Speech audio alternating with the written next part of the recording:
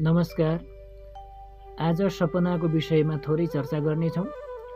कुन सपना देख्यो भने कस्तो फल प्राप्ति हुन्छ त भन्दा, नम्बर 1, आफूलाई कसैले टोपी दिएमा पद प्राप्ति हुन्छ, किताब प्राप्त गरेमा ज्ञान प्राप्ति हुन्छ, जौँ चामल प्राप्त गरेमा धनलाभ हुन्छ, देवी देवताको दर्शन गरेमा भक्ति प्राप्ति हुन्छ,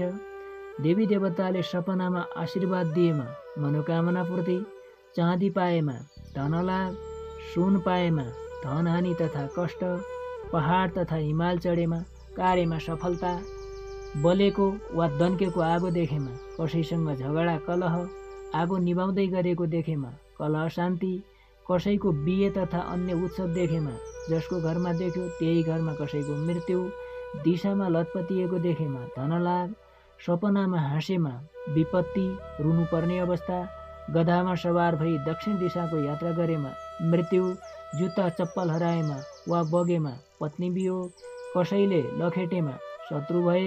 हतियार पाएमा विजय वा शत्रुजय, दियो बालेमा पुत्र प्राप्ति, दियो निभेमा कुलनाश, घर उजाडिएको देखेमा वंश विनाश, हरियाली देखेमा सुख शान्ति, उदाएको सूर्य देखेमा नयाँ जीवनको थालनी, रात परेको देखेमा अन्धकारमय जीवन, दाँत झरेमा मानहानि, सेतो फूल प्राप्त गरेमा मान प्रतिष्ठा प्राप्ति, दही प्राप्त गरेमा श्री प्राप्ति,